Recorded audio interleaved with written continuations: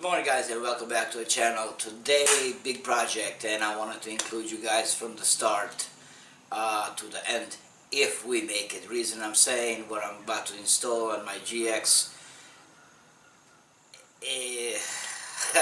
I couldn't find on the whole entire YouTube system, I could not find that anybody did on GX460, and I'm talking about recovery points. Find something for a Toyota Land Cruiser-Prado, but not the ones I bought. But before we get to that video or try to make this project happen, just a quick upgrades. As you can see, I did change all the lighting system to front. Reason, you guys remember a month ago or so, I went on a Tennessee vacation, which was awesome, and I took my GX off-roading. Sorry, no footage. All my camera gear got left behind in the garage. I packed everything. Everything was ready, set to go. 1,000 miles later, I realized that I didn't bring my cam gear, and doing it on the phone, I did have to get some footage, but now loading that in a system, in a computer, and loading in a channel did not work out for some reason. Developed the glitch. I'm still using some crappy software that comes with the computer. So anyway, long story short, but I will make it up to you guys, so you guys know I'm a man of my word. I always follow up on promises that I'm gonna, catch up with something. So anyway, so when off-roading, of course, car got muddy, left Tennessee, 1,000 miles back to Florida. Washed the car, and the light bar developed moisture inside, the condensation. So obviously junk. Well, when you pay $30 for a light bar, of course you can expect that. And of course my pods, I have them here. Aux beam, not a bad little pods. The thing is just not the lighting I wanted to get out. I wanted to spotlight. I wanted to have a right degree. I believe this is like a 30 degree, and of course I went with the rigid, which is like 10 degree. Super bright, super light. I mean, on a spot, that thing just shoots. Same thing with my ditch pods. So switch that, taking these off, put those new pods up, and this is the light bar I changed. It's Oedro. Bad. Don't like it. Develop the moisture inside just from one washing. Did good on the rain though, but I guess did not handle the washing the car basically. So now I wanted to go with something better, and I did, but I'm still not satisfied. The reason is to mount the light bar on my bull bar. I have a point of mounting which is right in the middle, and all the good light bars comes with a mounting on the side, so I can't actually do that. There is no mounting hole, and I don't feel like drilling my blue bar over the light. So I went with the next best thing. Option was just a upgraded light bar, same mounting points. We will see how it holds up. I know eventually I will probably have to come up with a different solution for this, but that's what we have so far. Now the second upgrade, you guys know, let me get you with me, how GX460 has fifth door, or a back door that swings open on the side, and has this crazy looking bar which is under the, I think, some kind of hydraulic pressure, whatever. So as you can see, I changed this Reason I did, right here in this kind of split joint, I had a rust, almost like a rust band, rust ring. Didn't bother me at all. And one day I decided to actually clear up that rust. As soon as I did, I mean, the hydraulic liquid, like almost like an oil, just keep on spraying out. I mean, I was all covered in that thing. So I ordered this bar from a Lexus. Believe it or not, it was like $170. So that has been changed.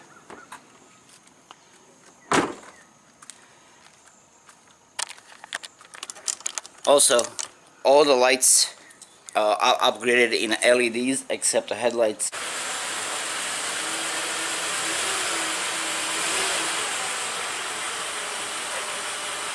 Taking you underneath. Oh, Lord have mercy. Alright. So, what I'm figuring, somehow, I believe they need to be installed in this portion here, and there is a bar that goes in this direction, so I have to remove the skid plate. And then as I was trying to figure out, so there is this side, I don't know if you guys can see, so there's this side, and I have a power steering lines on my way, so that probably needs to be taken off somehow or moved. But that being said, let's start with first task, removing the skid plates. First things first, to remove the skid plate. Taking the plate off, first we have two 12mm bolts, one here, and then we got two 10mm bolts, one there and one here, and this little screw thing that pops right out.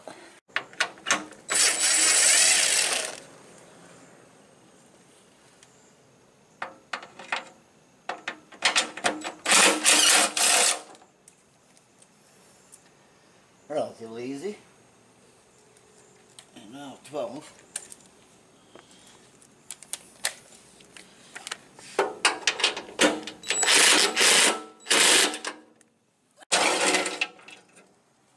And almost hit me in the face, which is a not good thing.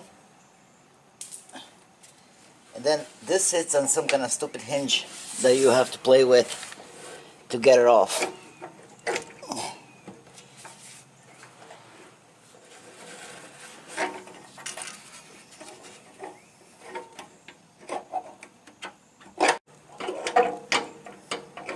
You know, I found a few videos that actually do this, and they don't show you how much is a struggle to get, because there is some kind of hinge mechanism in these points, and nobody actually shows you how exactly to do this.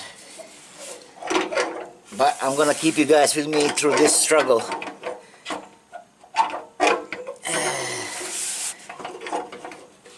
I mean, there has to be a trick to it. It's just figuring out in what direction to pull them. Crap.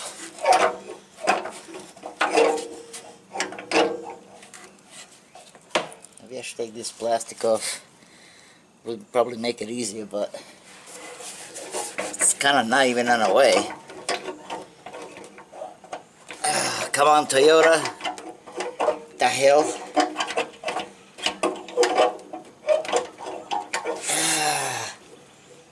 Lord have mercy. Now I know why nobody shows you this. Ah, crap. Alright, time for a flashlight.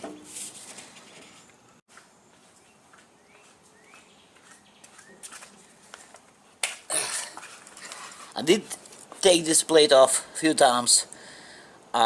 First when I was repainting it, and then something else I was doing, I think when I was installing the bar. I just forgot how to do it. There is a trick, but I forgot. Oh boy.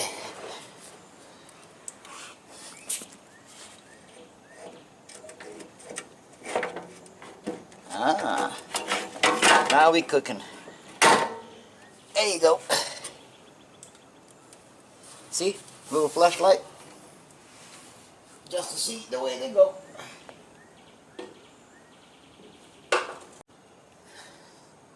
Recovery points installation. Fail. Just kidding. Alright, now the problem is, as I kind of try to fit it, the one bar is going to come in this direction, and this is where I have to make a connection point. Two screws going to hold this side. So for a top piece, which is that, has to go in this direction. So that means these power lines, I think it's a power steering lines, not power lines. I have to remove them and relocate them, like probably here somewhere. So let's see what we can come up with. So I'm doing this screw. You can see power line moves with the bracket, and that doesn't do zilch.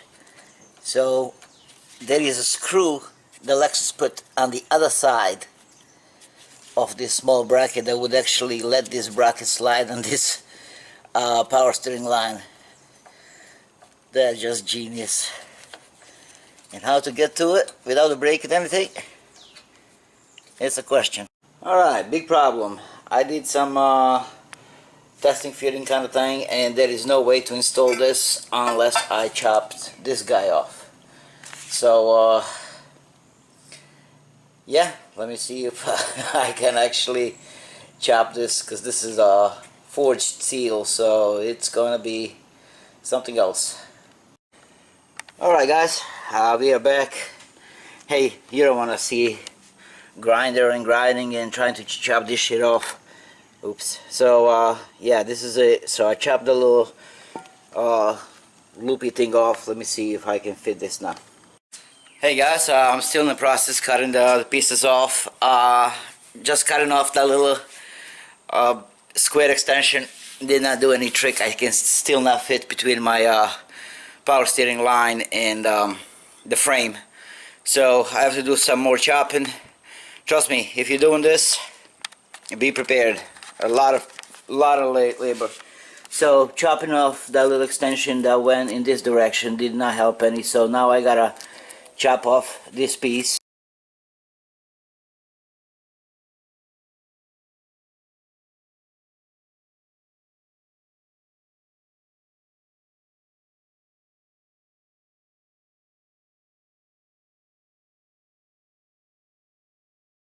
Oh boy. Alright, let me show you guys what we got so far.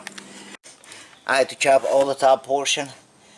One screw left, but that portion is not important at all. Reason being, is just there because there is nowhere to attach. I can attach to this, but then I can't do it because the bar. So chop that portion off. It's gonna hold my power steering line. This screw, it's one of the main characters, and of course this is making that triangle. So the portion I chopped off is supposed to go just on that screw as a 4-point, but unfortunately because of the bar I can't do it. Alright guys, final product, one side done. As you can see, chopping that off will give you that clearance. This is back, tight on power line, and 2 main screws. That's it.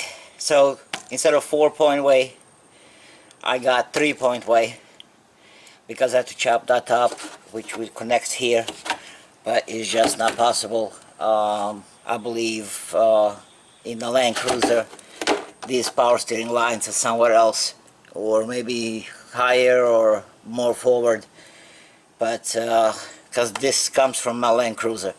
Of course they don't make zilch for 460.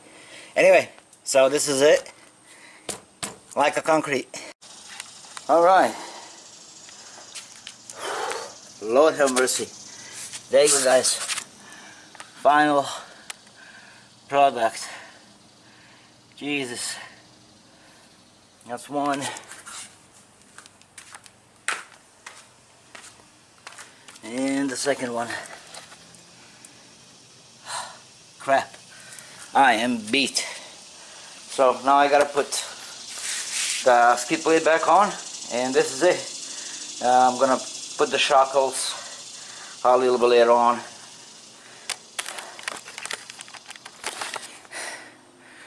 I have to recover. Boy. Alright. Wouldn't be as bad as I'm speaking German now. But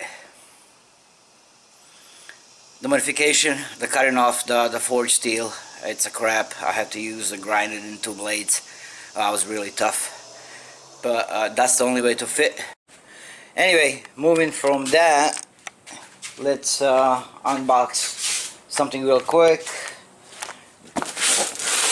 Alright, these are shackles. Let's see what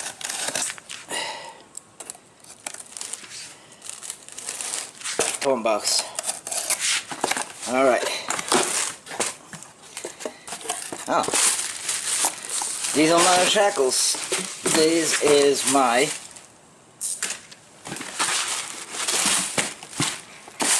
tow recovery strap. So for now, 17,500, saying working load limit, and